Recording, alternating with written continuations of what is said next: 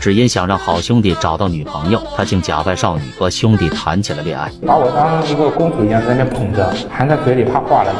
不仅如此，好兄弟仅仅为了他的一句话，就心甘情愿转给他30万，甚至不惜卖肾，只为博他一笑。他说他要去医院卖肾，我说你这样做不行。他说不，我不管哦，只要你能好，我什么都愿意做。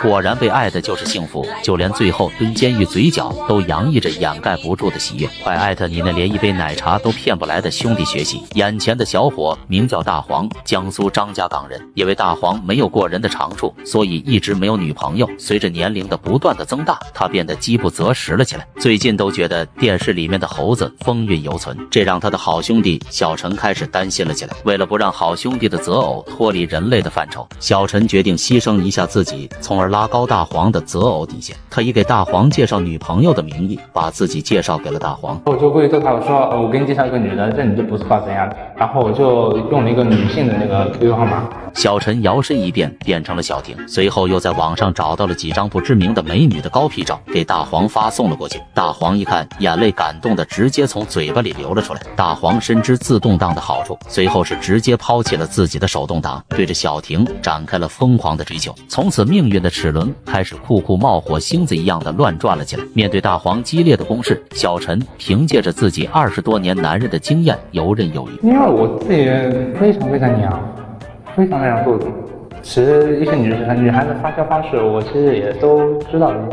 而对面又是自己的好兄弟，所以小陈的每个胶都撒到了大黄的心坎上。两人白天聊的不是很正经，晚上不是很正经的聊，就这样聊着聊着，两人就确定了关系。说那种什么那种肉麻的话呗，哪个男人听了的话心里不激动啊？对不对？好家伙，果然还是男人最懂男人。一段时间过后，大黄不满足网恋，于是提出了奔现。小陈听闻暗道，见面是不可能见面，见面了，如果你把持不住对他做些什么，那他的清白岂不是没了吗？而小陈觉得这个时候已经差不多纠正了大黄的择偶范畴，于是他打算准备功成身退。第二天他就跟大黄提出了首奔，但是我们的大黄已经入戏太深，面对小婷的分手，大黄是哭得死去活来，更是在企鹅上卑微的祈求小婷不要离开，但是不管他如何祈求，都没能挽留住小婷要离开的决心。最后大黄掏出了他的杀手锏，早上一个520爱你宝宝，晚上一个1314宝宝爱你，这让原本想分手的小婷开始犹豫了。突然小婷想通了，她觉得好兄弟的就是他的，他花自己的钱没有任何问题。随后小婷每天都变着法的向大黄要钱，而理由都是自己家里人去世了，自己没钱安葬他们。大黄每次听完后都是先哭上一场，然后再开心的将钱转过去，因为他知道只要小婷问他要钱，就代表着小婷还是爱自己的。把我当一个公主一样在那边捧着，含在嘴里怕化了。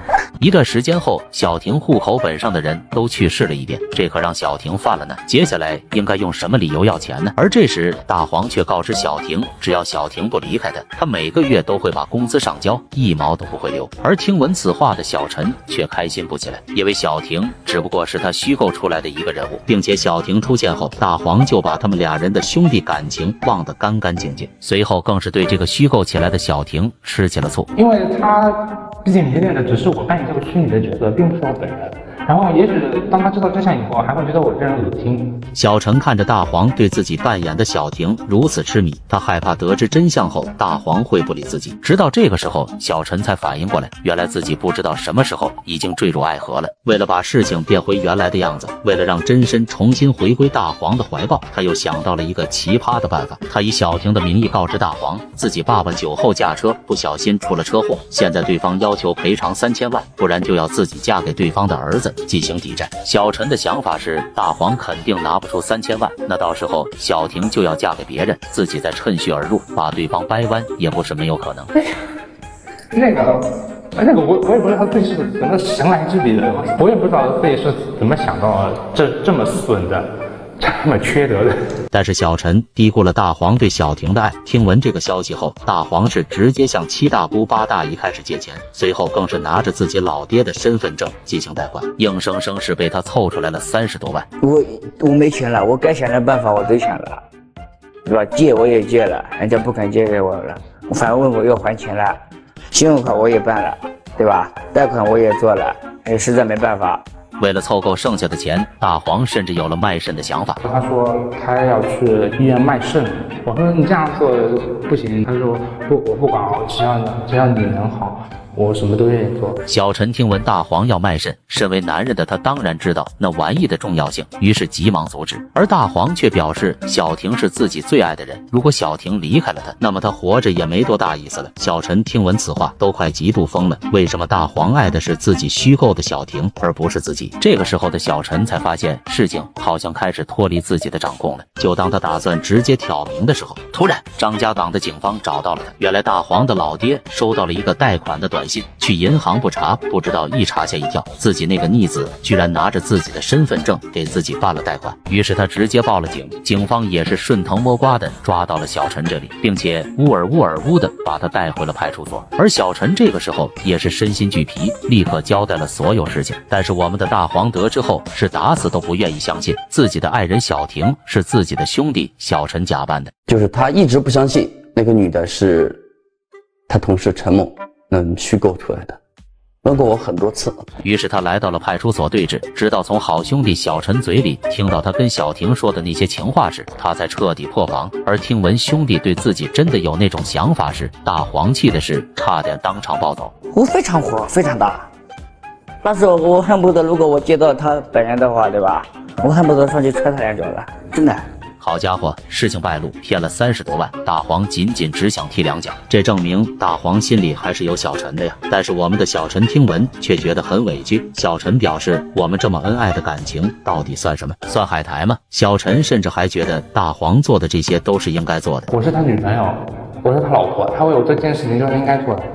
好家伙，这份爱就像大便拉裤裆，沉甸甸的，让一旁的叔叔们更是疯狂摇头。可众所周知，每一段离谱的爱情背后都有一个离谱的原因。小陈之所以变成这样，全都是小时候家庭原因。小陈的父母生完哥哥后就想要个女儿，但是却偏偏又生了个男孩，于是父母一不做二不休，直接把小陈当作女孩子养，穿裙子啊，这种打耳洞，这种都给我弄过。小时候的遭遇让小陈在性别上产生了认知障碍，在特定的条件下就会触发这种认知障碍，而特定条件就是我们大黄那寸头圆脸、满脸络腮胡的样子。至此故事结束。那么臭宝们，如果你有一个小陈这样的兄弟，你会怎样对他呢？你觉得孩子有没有问题呢？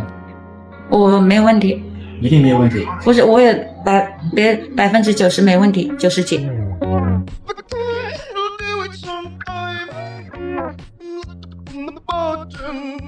国产节目千万，亲子节目占一半。今天的这位大哥只因10年前邻居的一句玩笑话，竟怀疑自己的女儿并非亲生，而妻子却回答孩子亲生的几率高达90%。虽说90%的几率已经很高了，但是通过勾股定理足以证明剩下的10%、100%有问题。那么这10%究竟是谁呢？老唐芳龄53，是一名公共交通系统自动化运输设备管理员。老唐与妻子结婚已有20多年，最开始两人非常恩爱，老唐每天忙完回家是枪有可归地，动有可入处，没多久两人就生下了一儿一女。但是随着老唐老了，他们夫妻的感情也越来越差，最近更是因为自己随口教育了女儿2句，女儿竟拿水杯砸他。他就拿了这个杯子一打出去嘛，要是不偏的话，头都被他打破了，你知道吧？这让难过的老唐非常难过。突然他想起来了10年前邻居的一句话，他说你不会叫他爸爸，他不是你爸爸，你又不是他亲生的。当时因为两人非常恩爱，所以老唐就没有多想。现在想起邻居姓王，加上最近女儿和妻子如今对他的态度，这让他愈发觉得女儿可能真的不是自己亲生的。这个想法一旦出现，就仿佛拉肚子一样，根本憋不住。于是他便找来了记者，希望在记者的见证下去做亲子鉴定。见证一下，如果是我的，跟我的我要，不是我的我不要，你知道吧？于是调解员联系上了老唐的妻子小玲，妻子听完后感到十分无语。就是这个性格，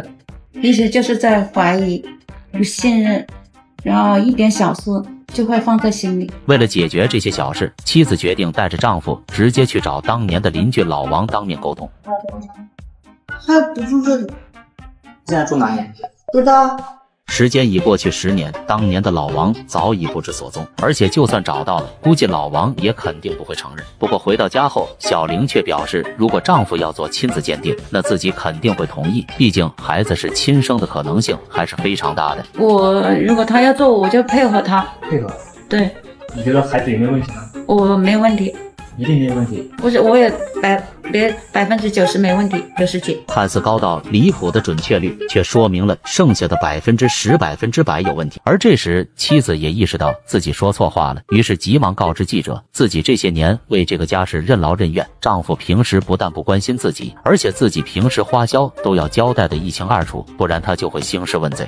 就是问他要生活费，每天几十块一个，给完了他还说钱用在哪里，我连买把小菜都要写着告诉他，然后他还不相信。而丈夫对妻子的话却不屑一顾，他还表示自己的怀疑完全是正确的。怀疑孩子不是亲生的，那你肯定是因为你对老婆有不放心的地方啊。那个时候我们是走房剧嘛，走房剧他因为他接触的人也多吧，他那个原来是做保险的吧。老唐表示，自己的妻子是一位保险销售员，而自己是一位公共交通系统自动化运输设备管理员，自己平时都不在家，而妻子接触的人又多，难免会出现差错。但是这话却让小玲感受到了前所未有的侮辱。你这个怀疑就是引起我们感情的破裂，甚至影响到小孩了，知道吧？所以走到这一步，必须离婚是必须的。小玲表示，鉴定可以做，但是这个婚也必须离，而且她还有个要求，那就是如果亲子鉴定出来了，孩子如果是老唐亲生的，那么老唐必须要给女儿一套房子，并且净身出户。而老唐也没问如果孩子不是亲生的怎么办，当场就答应了下来。为了证明自己的清白，妻子带着记者找到了女儿。女儿听完后并没有感到惊讶，她好像早就预料到了有这么一天似的。我一直都想跟他沟通，比较想跟他去沟通，但是每次跟他沟通完之后，他就不说话，就是很内向。女儿表示自己父亲从小就不信任自己，自己每次去找父亲沟通得到的也都是拒绝。对于女儿的话，老唐表示认可，但是他好像并不后悔，于是一家3口就来到了鉴定室。但是到鉴定室内，老唐却想带走一份鉴定样本，因为他害怕妻子买通鉴定人员。就是说想把一份标本走。带一份标本走可以，但是标本是过您的手的，您再拿去，在这个过程中因为我存在你们这里嘛，那时候也能让我第一次拿走，中间这么长的时间是没有在监控摄像头里下录像的，你中间被调换了或者什么了，我们肯定也是不能够保证的。其实这个时候，老唐内心已经知道答案了，只不过自己不愿意相信，还在强撑罢了。而在等待检验结果的时候，记者也问出了大家都想知道的问题，那就是那10%的男人究竟是谁？我就之前肯定谈过朋友，但是后来就几个人？一个。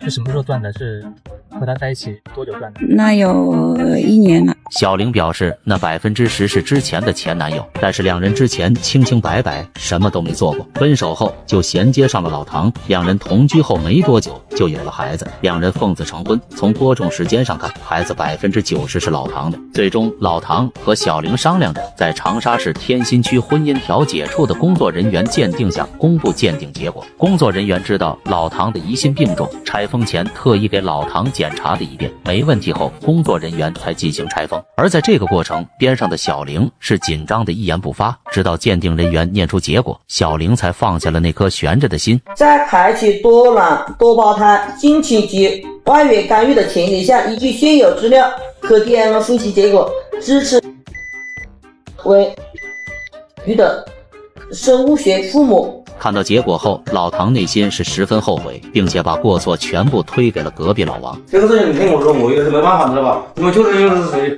确实是他如果邻居他不是他的人，就讲句烂话的话，我也不会是这样做，知道吧？我不是这样做的。你到现在还是认为我是错，你是全对是吗？你现在跟他能不能道个歉？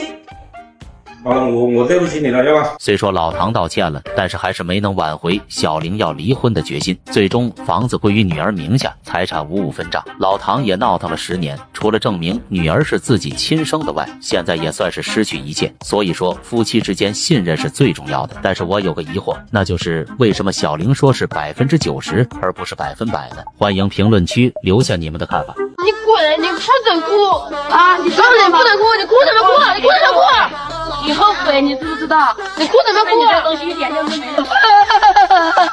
小仙女自认容貌闭月羞花，直接不认亲爹亲妈。她一直认为自己亲生父母是富豪，否则不可能生出她这样的娇话。觉得我爸妈是个有钱人。小仙女直言，龙生龙，凤生凤，老鼠的儿子会打洞。自己这样的闭月羞花，一定是被他们偷来的。她甚至用割腕来逼迫自己的母亲做亲子鉴定。如果你做亲子鉴定，你要什么给了你什么，不做也得做，反正他不做好吗？眼前这位洋气的美女名叫陈美丽，适龄21岁，现在的工作是一个陪酒女。最近美丽一直认为自己根本不是现在父母的亲生孩子，于是她找来记者，希望记者能够帮她找到自己亲生爸妈。于是两人便回到家中，进门后得知来意的母亲唐母就开始对记者大倒苦水。宾馆、酒楼那些 KTV 那些地方给别人包邮那样子。唐母表示自己和丈夫都是老实本分的农民，年轻时靠着自己的努力在城里买了房子，而女儿精神有问题，现在非要说出去找亲生父母，每天都不回家，在外面当陪酒女，让她是颜面尽失。而这时一旁的美丽却突然翻脸，她表示唐母这么丑，自己这么漂亮，自己怎么可能是唐母亲生的？之后更是表示自己小时候她的亲生父亲去找过她。我妈妈找过我，像我家分你说就有一批用他有点去，他说有过他的亲生父母来找过他。谁说的？他老丈夫亲戚的。你的亲戚父母谁来找过他？你的嘴巴乱说话。我怎么乱说？那你怎么做亲子鉴定啊？这句亲子鉴定让母亲当场就愣住，你以为小仙女的行为仅此而已吗 ？No No No， 更炸裂的还在后面。美丽表示父母都是农民，哪里有钱买得起房子、棉被和供自己读大学？你的房子从哪里来的？你的名片从哪里来的？把你读大学的钱从哪里来的？我问你，赚的吗？赚的，你赚这么多钱吗？唐阿姨表示，这些钱都是自己和丈夫年轻时候辛苦打拼一点点攒下来的，直到现在自己的丈夫还在外务工，而美丽却觉得这些肯定是自己的亲生父母给他们的。谁给你的父母这笔钱来盖房子的？谁给的吗？我父母给的。亲生父母已经找到你了，你的意思是说？找不到我，他一直在找我，但是他们找到他们了，给了他们一笔钱要把你接回去，是吧？然后结果你的养父母没有把你送给你的亲生父母，对吧？你有病！唐母听闻此话是火冒三丈，当即就愤怒地表示：“我就是这样说，徐美纯，你如果是这样是亲子鉴定，我跟你来约，今天我说我还想叫法院申诉，我说你断绝父母关系，不要，我就敢这样做，你这辈子这么对我，跟你就没有父母关系，也没关系。”听闻此话的唐母悲伤不已。你不做事，你坐家里面吃，你不是乱来，我也有面子，你知不知道？我不是了不起你。唐母本意是想吓唬一下女儿，没想到女儿真能说出这种话。于是第二天，两人来到了医院门口，而冷静下来的唐母则表示她不想做了，因为不管怎样，女儿都是自己身上掉下来的一块肉。但是女儿却表示，如果你做亲子鉴定，你要什么给了你什么，不做也得做，反正他不做好吗？看到女儿固执的态度，唐母哭得泣不成声。你滚！你不准哭啊！你真的不能哭！你哭什么哭？你哭什么哭？你后悔，你知不知道？你哭什么哭？你这东西一点用都没有。我干嘛要咬你？干嘛要塞你？干嘛在医病呢？干嘛在你这里走哪里走？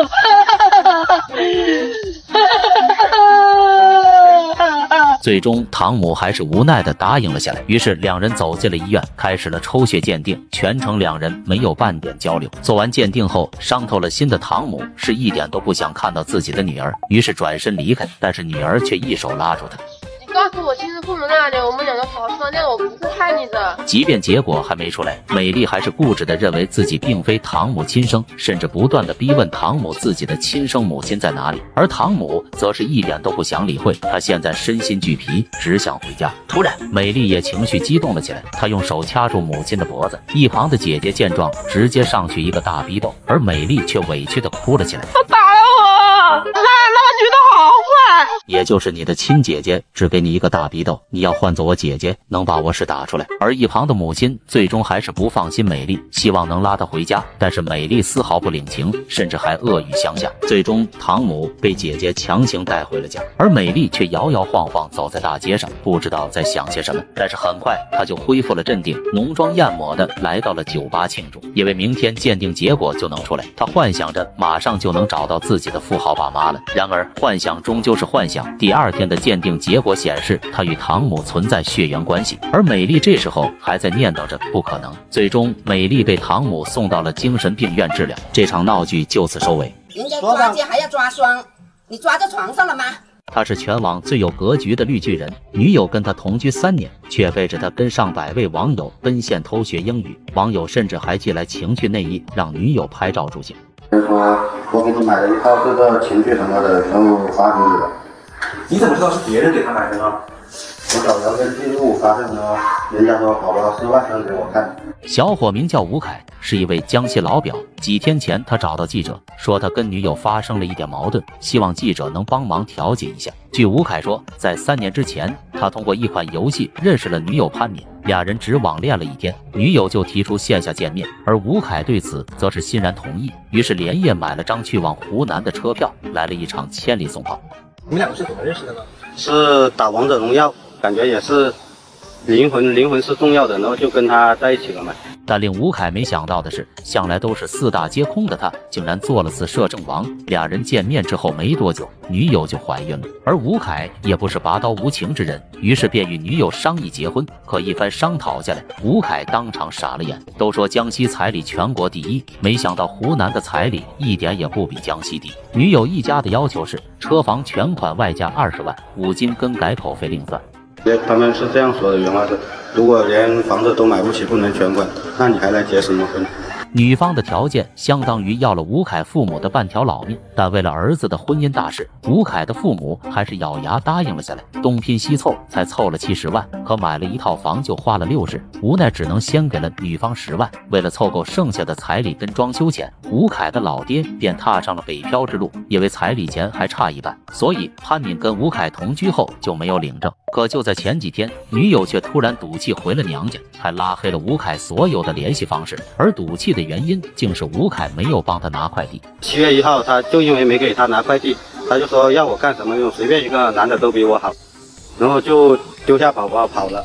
在了解了事情的经过后，记者便让吴凯带路，随后一行人直奔女友老家。可到了地方以后，记者才发现事情没有那么简单。吴凯这小子肯定没说实话，因为女友的家人对吴凯的敌意非常大，这一点从他们的眼神里就能看出。因为想到一个人的眼神是藏不住的，于是记者便问了一嘴，没想到一问一个不吱声。原来吴凯在半个月前就来过一次，当时他拿着大喇叭满村吆喝，说女友不守妇道，7天给他戴了8顶绿帽，甚至还将女友跟男网友的照片配上了小作文，印刷成传单，见人就发。一波操作下来，直接让潘家人颜面扫地，而女友更是多了个当代潘金莲的外号。所以潘家人今天没动手，已经是很克制了。而且吴凯口声声说潘敏出轨，却根本拿不出证据，显然是在污蔑潘敏。但吴凯紧接着就拿出了一张潘敏跟男网友的合照，没想到潘家人却说一张照片根本代表不了什么。人家抓奸还要抓双，你抓在床上了吗？是吧？见潘家人这副态度，吴凯又拿出了一张潘敏写的保证书，上面说保证以后做一个好老婆，不告诉男网友自己的地址，也不再跟别人奔现。而潘家人见吴凯竟然真的拿出了证据，于是立马开始转移话题，说抛开出轨的事情不谈，难道吴凯就没有错吗？自己把女儿下嫁给他，他不但不知道珍惜，竟然还敢动手打他。如果不是吴凯那一耳刮子，潘敏根本就不会离家出走。而吴凯却表示，那一耳刮子是潘敏应得的，因为他连续7天穿着丝袜去见网友，不打他实在是难消心头之恨。此言一出，潘敏的姨妈不乐意了，说你一个大男人连自己的老婆都看不住，那你干脆别叫潘敏回去了，不然再给你戴绿帽怎么办？没想到吴凯的态度却惊呆众人。你没有必要找他回去了，那说不定以后还给你戴绿帽子呢。那我不说出来嘛，戴绿帽子我可以忍，只要给宝宝一个家。没有，我们也受不了，我们也受不了。给我戴10顶白顶，我们也受不了一个女婿、一个侄女婿、一个孙女婿这样子来抹黑。此时就连记者都不禁感叹，世间竟有如此自律的男人。可女友都这样了，吴凯还坚持要跟对方结婚，你是有啥把柄在他手里吗？还是说他会什么绝活？既然潘家人强烈反对你们在一起，那你还在这说个鸡毛啊？不如去找潘敏问个清楚，何必在这浪费口水？于是记者便带着吴凯先行离开，并且让吴凯约潘敏出来调解。等到第2天，潘敏如约而至，但一同前来的还有潘敏的姨妈。见此情景，记者就知道坏事了。结果不出所料，姨妈刚见面就表示潘敏是不可能跟吴凯回去的，而且她现在没有工作，所以孩子还需要吴凯抚养。至于那10万彩礼，就更没有能力偿还了。如果吴凯要是有想法，那就走法律程序吧。没想到吴凯听后，竟然再次做出了惊人的举动。我们和好吧，我们和好吧。你看看宝宝，我们和好吧。你看嘛，那我又不是男人，你看他这样子嘛。你作为一个男人，你说这样子有什么用呢？我自己老孩子要找妈妈。这叫做狼来了，知道吗？一次可信，这样子已经好多次了的。吴凯的举动把潘敏感动得稀里哗啦，但是却没能感动潘敏的姨妈。见潘敏有松口的意思，姨妈立即打断了吴凯施法，并且留下一句法院见后，便带着潘敏扬长而去。最终调解以失败告终，而潘家人也返还了吴凯2万元的彩礼。至于那8万，他们认为是潘敏应得的，也为他给吴凯生了个孩子。老夫老妻玩的能有多花？夫妻2人为了寻求刺激，于是便决定体验一下假离婚。离婚后，双方各玩各的，不许互相干涉，为期1个月，到期后双方在一起去复婚。我们去离婚的时候，确实我一滴眼泪都没流，而且2个人还是嘻嘻哈哈，就好像是在开玩笑一样的。没成想，丈夫竟然不讲武德，到期后死活不同意复婚，不仅刷爆了前妻的信用卡，还买房开店，又找了个新老婆。当愤怒的妻子哭着找他讨要说法时，他邦邦就是2拳，之后还笑嘻嘻的对妻子说：“你已经长大了，快告诉全世界。”任何事情，微笑面对就行。要那么想的那么那个干嘛呢？是不是？小云告诉记者，她跟丈夫小王是同班同学，8年前同学聚会后的一次醉酒，让她意外怀孕，之后便跟丈夫结了婚。婚后2人过得十分甜蜜，而且小云还生下了1对双胞胎儿子。按道理来说，小日子应该越过越红火的，但事与愿违。随着激情的退却，她跟丈夫的感情开始越来越淡，从最开始的亲一口吐半宿，到后来的有感而发，句句带骂，一直到今年8月，丈夫突然提出要假离婚，而小云听后当场同意。她认为只有让丈夫体会到失去的感觉，她才会对自己更加珍惜。到时候丈夫哭着求她复婚，想想都觉得刺激，于是她便愉快地跟丈夫办理了离婚手续。可等1个月过后，丈夫竟然没有半点复婚的意思，反倒是跟另一个女人过上了。此时小云才傻了眼，说好的假离婚，你他妈竟然来真的！起初她还想着离就离，地球没了谁都转，但前提是丈夫得净身出户。对于小云提出的条件，丈夫欣然同意，当即就把店铺交给了小云经营。随后他又给小云写下了一张20万的欠条，还说他来的时候2手空空，走的时候也不会带走一针一线。小云也没多想，毕竟夫妻一场，而且丈夫还是过错方，总不至于赖着这20万不给，更何况2个孩子还要靠小云抚养。可没想到丈夫小王是真不是人，给他的店铺是租的，还有2月到期，那20万不仅1分没给，还把他的信用卡给刷爆了。小云分币没得到，还欠了一屁股的饥荒，这他妈哪是不带走一针一线，这是除了一针一线全带走了。于是愤怒的她立即找到丈夫讨要说法，等见了面才知道，丈夫不仅买了房，还在市区最大的商场又开了家店。看着她跟新任老板娘在那里有说有笑，小云彻底破防了，这一切原本都是她的。于是她抓着丈夫的衣服就开始问候对方祖宗，可换来的却是邦邦2拳。你要脸吗？你有脸吗？我觉得你的脸都没有了。我有个脸还你。那就是嘛。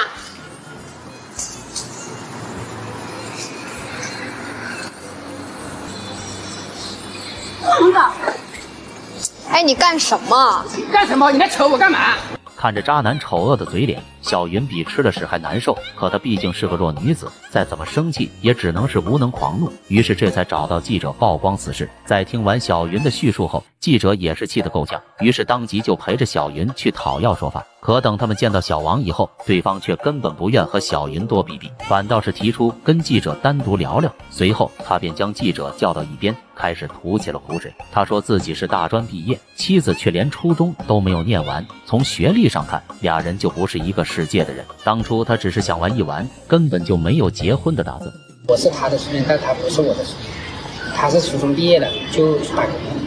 我还读了高中，后来我也读了大学。后来有一次就怀上了。怀孕的时候呢，去妇幼保健院东莞那里，准备是打小孩的。最早的时候说是个双胞胎，这阴差阳错的搞的，就后来就不打了。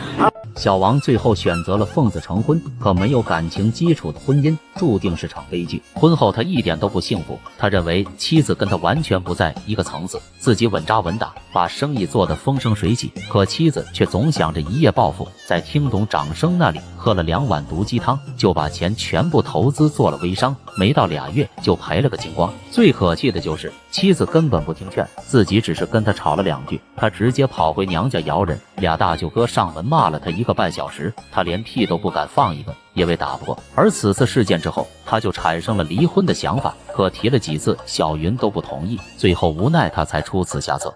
小王的话给记者听得一愣一愣的，果然是可怜之人必有可恨之处，碰上这样的媳妇，搁谁不离。不过话说回来，这丈夫也不是啥好东西，把人家姑娘吃干舔净以后，转身还骂人家馊，这他妈哪是人干的事？都说百年修得同船渡，万年修得上下铺。小云跟你毕竟夫妻一场，离婚不说，多分他点财产，也不至于让他欠一屁股鸡巴。而此时的小云也是彻底死心了，她不再期待着复婚，唯一的诉求就是让丈夫还清信用卡跟承诺她的20万。没想到丈夫竟当场耍起了无赖。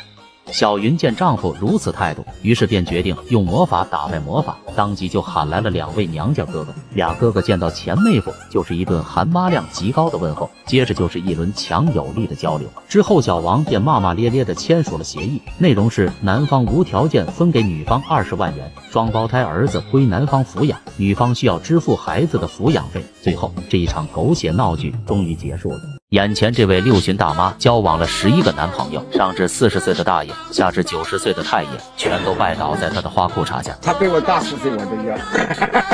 可以要几万块钱，我可以，没有问题。甚至为了博美人一笑，大爷和太爷更是裤裤砸钱，30多万的彩礼是眼睛都不眨一下。可没想到爱到最后，连大妈的手都没碰过，还被戴了10几顶绿帽子。他说跟他在一起交往的时候，还跟其他的另外的男子在一起交往。我这100个月就没有，已经找一个。好家伙，这才是传说中的万花丛中过，片叶不沾身呢！快艾特你那连一杯奶茶都要不到的姐妹来看，眼前的美女叫菊仙，我们就叫她菊大妈好了。菊大妈每天的爱好就是去广场跳舞，每当看到单独的中年男子时，她都会娇羞地跑过去询问：您好，您是否丧偶了呢？如果是的话，您看我咋样？只要您愿意，我愿意与您共度余生，白首不分离哦。由于菊大妈长得是颇有几分姿色，可以说是所以他搭讪的成功率高达88%。比如我们的受害者老周，我周大爷看到菊大妈的第一眼是爱得无法自拔。他比我大10岁，我都要。于是两人第2天就确定了关系。随后几天，菊大妈每天都去周大爷家给我周大爷洗衣做饭，家里打扫的更是干干净净，这让早年丧偶的周大爷感动的是一塌糊涂。可每当邀请菊大妈留下过夜时，对方都会一脸害羞的表示，他一个黄花大妈没领证，他不好意思在周大爷家过夜。好家伙，这一招欲擒故纵的娇羞与纯情，是直接把我周大爷迷成了汤姆。于是周大爷当即就表示，以后你只要貌美如花，我来赚钱养家。可是周大爷万万没想到，他这话说早了，因为他是真的养不起呀。他们刚认识4天，菊大妈张口就要1万元。1万块钱，他是想买首饰，他只想买首饰。我到老凤祥里面去买那个首饰，10700多。这笔钱在那个年代，并且还是农村老人来说，可是一笔不小的费用。不过陷入爱河的周大爷是一掷千金为红颜，1万块钱不是钱，于是当时就掏空了所有积蓄，狠狠地满足了菊大妈。然而给完钱后，菊大妈立刻变脸，别说洗衣做饭，更是在2天后彻底失联。直到1周后的一个早上，他看到一个老头带着一个老太太在遛弯。周大爷看着那个老太太非常眼熟，我姓啊，我姓啊！没错，那个老太太正是菊大妈。这时周大爷才感觉到自己被骗了，于是生气的周大爷非常生气，一气之下他就被气了一下。随后周大爷是直接报了警。一开始警察叔叔还以为是老年人之间的情感纠纷，可是一调查才发现事情远比想象中的更复杂。在整个我们这辖区这一片，再包括他自己所在的地方九江县那一片，老百姓对他的反感程度已经达到一种歧视的状态。那么到底底是什么情况能让整个村的人都对菊大妈反感呢？于是叔叔们就开始走访调查，结果是一查一个不吱声。原来本村被菊大妈骗过的人都能凑齐一桌麻将了，甚至其中有个王大爷都被骗了10几万的彩礼。可以有几万，反正我可以，没有问题。但是等拿到钱后，菊大妈直接玩起了失踪，而且只要被她看上的男人就没有一个能逃离她的魔爪，就连隔壁90岁的老太爷都不例外。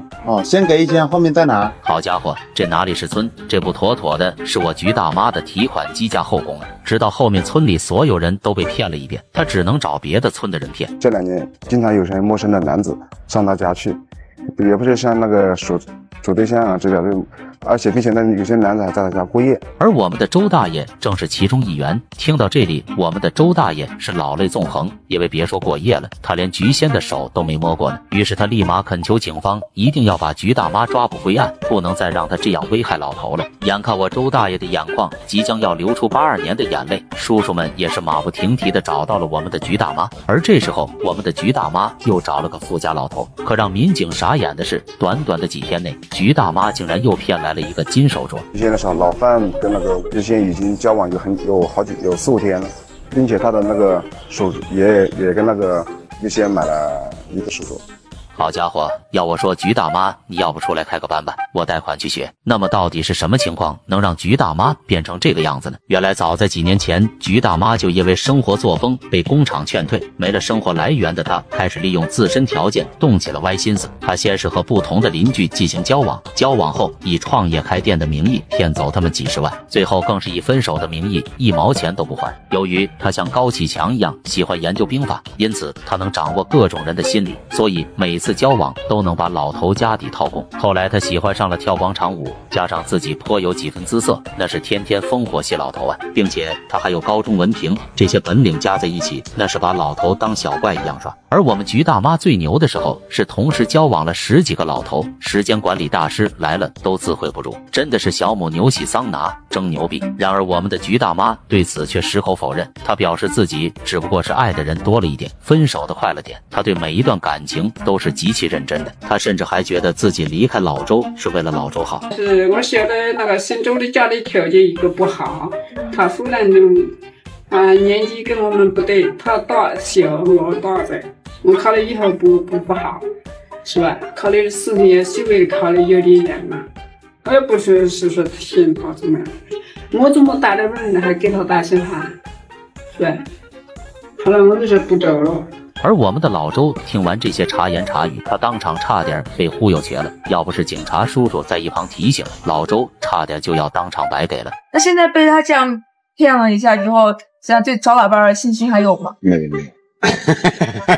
没有完骗人不够，现在你就完人不够。从此这个世界上又多了一个不相信爱情的老头。而我们的菊大妈最终也是被叔叔们关了进去，踩起了缝纫机。如果陪富婆一次就能赚1万，做一口酸菜味的脚趾还能多赚2万，你会不会去干？你过来把我这个脚给舔一下啊，比如给我舔舔脚趾啊，舔舔，然后做出一些带有侮辱性的一些行为。知道你有个朋友想去，但是你先别去，因为对方是2位50岁的200斤保洁大妈假扮的。他们凭借着自己跟男人多年的唇枪舌战和深入了解，1年内糟蹋了数百名男模。更让人没想到的是，美少女被捕归案以后，受害人却表示没有这回事。那么这个失主接到电话之后，突然就说啊，什么？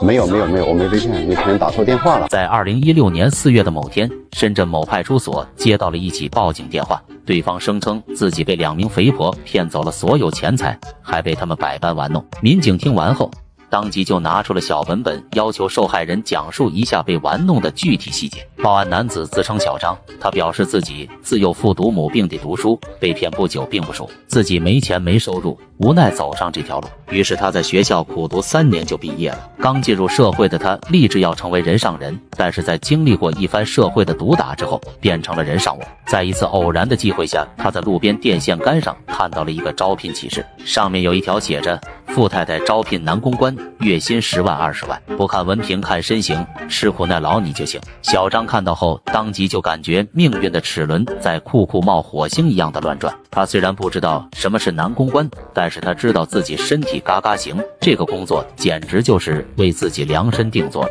当即他就胸有成竹地拨打了上面的电话，上来就表示自己能跑10公里。对方一听，哟呵，好久没见过这么强壮的冤种了，于是当即就约小张的一家会所面试。经理姬从良抚摸着小张的身体，给予了高度评价，但是小张的长相只能说是酷似人形。本着来都来了的原则，经理姬从良跟小张讲述了他们工作的具体内容。他就很坦白的跟我说，他说我就是去见富婆的，去跟富婆出去吃饭，出去玩乐，要出去开房什么之类的。小张听闻这才知道男公关的意思，于是当即就表示，对不起，我从小接受的教育不支持我做这种事情，你们看错人了。这时经理姬从良告诉小张，你不是小学3年级吗？哪来的教育？而且这些富婆一次打底就是1万，你如果让他们开心小费2、3万不在话下。小张听完后当即就收起了刚刚那副桀骜不驯的样子，看人真准。之后经理姬从良表示，他们这一行有很多人不守信用，有很多临阵脱逃的，所以入这一行你需要先交给我3000块的押金，如果到时候你受不了跑了，那我是要顶上去的。如果你坚持下来了，这3000块就是我帮你联系富婆的介绍费，丑话说前头，反正这钱是不会退给你。小张一听，思索了一番，表示非常合理，随后表示3000就3000，反正每次都是打底1万，凭借自己的本领，一单赚个4、5万不是问题。随后他掏出了某宝，从某贝里扫了3000给姬从良，并且还多给了500，说是自己刚出道不懂事，希望经理多多提携。收了好处的姬从良当即就邪魅一笑，表示我肯定提携你，明天晚上还是这个地方，把自己打扮得漂亮点，给你介绍个漂亮的富婆。小张听闻是欣喜万分，连忙点头答应。第二天，小张便一路小跑来到了会所，与经理会面后，两人便一同来到了富婆所在房间。在路上，姬从良还特意嘱咐小张一番，他说今天你被别人玩，明天你就能玩别人，既然选择了这条路，那你跪着也要走完。小张听完表示明白，随后深吸一口气，敲了下房门走了进去。当见到富婆的第一眼，让做好了心理准备的小张心态差点当场崩溃，因为他看到了躺在床上的那200斤肥婆，他震惊住了。就在他给自己疯狂做心理建设的时候，富婆张口就是滚出去，你是丑事出生的吗？这么丑，让姬从良换一个来。这话让小张有点小窃喜，又有点小难过。就这样，小张的第一次任务以失败告终。而我们的经理姬从良则是不断的安慰小张，他表示失败乃是成功之母，不要怕，只要你肯吃苦，就有吃不完的苦。小张听闻是更加伤心，于是他急忙询问姬从良有没有别的办法可以提高一下他的颜值，但是姬从良却是一脸为难的表示有是有，就是费用有点高。而小张听闻则是直接从某宝又贷出了1万元交给了姬从良，恳求他帮忙。随后姬从良一脸为难的收了下来，帮小张弄了套300块的高仿西装，又找来了前台小妹给他化妆。一套下来后，还真让小张的气质提升了一点。随后二人又火速的赶到了另一家酒店，果然方法有效，这次富婆没有那么挑剔，看到小张后非常满意，然后就让经理出去开始和小张摩擦爱意。为了能让待会的快乐能够一直持续，富婆要求小张做100次俯卧撑来考察他的体力。富婆表示要检查一下他的能力，如果不行，那待会肯定也是不行。对此，小张表示合理，随后咬着牙做完了100个俯卧撑。富婆对此非常满意，然后就又提出了更过分的建议：你过来把我这个脚给舔一下啊，比如给我舔舔脚趾啊，舔舔，然后做出一些带有侮辱性的一些行为。面对这样的要求，小张是直接扑了上去。就在想进行下一步的时候，富婆询问有没有带蓝精灵。小张听后一愣，怎么把这茬给忘了？随后他就被富婆撵了出去。就这样，第2次的任务也失败了。出门的他还在不断痛斥自己的错误，而姬从良则是表示让他回去休息，等待下次的机遇。可一等就是半月，当他想发微信给经理询问下次时，却发现了红色的感叹号。这时候的小张懵了，他到这儿还在认为是自己的问题，于是急忙来到会所想找经理，可没进去就被保安拦住，并告知这里根本没有他嘴里的这位姬从良经理。此时的小张才反应过来自己是被骗了，随后他直接报了警。警方听完当即就表示，这肯定不是一起简单的案件，这肯定是团伙作案。了解了事情经过，警方立马就对此事件进行调查。这不查不知道，一查警方就知道了，被这个组织骗到的人高达数百人。监控显示，被骗的上至40的大爷，下至20的小伙全都有。经过几天的跟踪，警方在一家会所内将所有人抓获。眼前这位大妈就是小张第一次面见的富婆，今年50多岁。曾经是某酒吧的服务员，大妈自称苦命人，夹缝里面求生存，奈何岁月不饶人，长了一脸抬头纹，大妈因此丢工作，日子过得很窘迫。为了过上好生活，假扮富婆骗男模。这是小张第2次见面的富婆，她表示今年40有8，前夫家暴还打她，婆婆对她还不好，自己带娃没收入，无奈走上这条路。随后，民警以诈骗罪将几人拘留，最终等待他们的是法律的惩罚。那么，对于本次事件，大家怎么看呢？欢迎在评论区讨论。你愿意戴帽子吗？啊，这个绿帽子戴了好看吗？对的。去开了几次房？1次、2次、3次、4次、5次、6次、7次，然后抓到是7次，吃了一个味道也调不出好。所以说你那不要说现在5个，今后再给你5个，也是分不出哪一个。天下奇葩事有一代，老娘舅调解节目独占8斗。今天找到调解员的是眼前的灰色上衣胡大哥。7年前，胡大哥与何大姐两情相悦，刚认识3天就咕噜到了一起。可随着交往的深入，两人摩擦不断，最近何大姐更是提出了分手。这可把咱胡大哥着急坏了，于是找到了调解员，希望劝说下女友回到自己身边。一见到调解员，还没等胡大哥开口，何大姐就将一肚子苦水都倒了出来。跟他真的性格不合了，那我早就要跟他分，他不肯分了。那天在这里面把我衣服撕破，把我弄到，反正脾气很躁的。何大姐就表示，男友胡大哥性格暴躁，一言不合就动手，即使在自己身体有恙的情况下，依然要强行开车，自己实在是吃不消了。我肚子痛痒啊，不能要的，那他也要。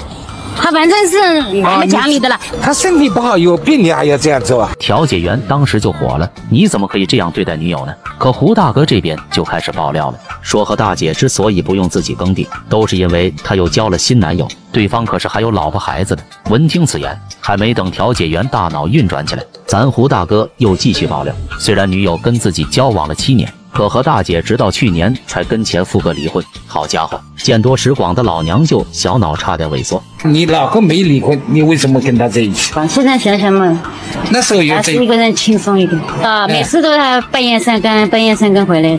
半夜3更到你这里？不是在外面到娱乐场所里去的。对于调解员的询问，何大姐是顾左右而言他，对于自己广交好友的事只字不提，反而开始数落起男友的不是，表示胡大哥经常去娱乐场所潇洒，对小姐姐那是挥金如土，却连一辆电动车都不给自己买，实在是太抠搜了。对于女友的指责，胡大哥却矢口否认，表示自己之所以没买电动车，那都是因为有男人送了女友一台电脑。那个男的为什么给你买电脑？他那时候不理睬我嘛，我以为他不理睬你，怎么你以为他不跟你好了？我以为他，反正我也知道他外面有女人。啊，对方就有个老婆的。那么你外面有没女人？我跟他好的时候，我要是有一个，我就出生一个。咱胡大哥也是倔脾气，当时就来了个指登伟士，说自己绝没有不轨行为，反而是女友背着自己屡次越轨，尤其对有妇之夫情有独钟，堪称中年男人收割机。男人把堂媳嫁到家庭宾馆去了，你是记得那么清楚，业务处都查出来的，你查出来的。那小袁没有这回事的，那么我给你开进去。对于男友的无中生有，何大姐这边据理力争，表示这都是一派胡言。可咱胡大哥反手就掏出了证据，不仅有女友写的保证书，还有密密麻麻的开房记录。开了几次房？1次、2次、3次、4次、5次、6次、7次，然后抓到是7次，这些东西是什么？眼看男友拿出了证据，何大姐有些气急败坏，怒指胡大哥实在太小气。我跟你在一起的时候，前夫哥不是也没有计较吗？为这点小事斤斤计较，像什么男人？况且现在是你求着我复合，自己什么身份都摆不正。但是不管怎么样，我跟他过不下去。反正我就是我那个婆婆，她说你万一再跟他来往，反正不给我进家门了。那么前夫跟你离婚了，没关系的，对不对？是不是离开了？因为我喜欢待在那个家里。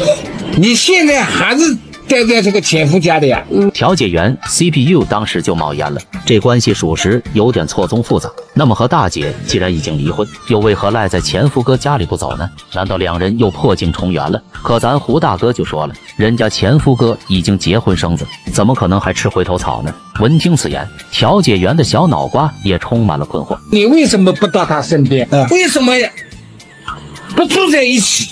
他不高兴呀？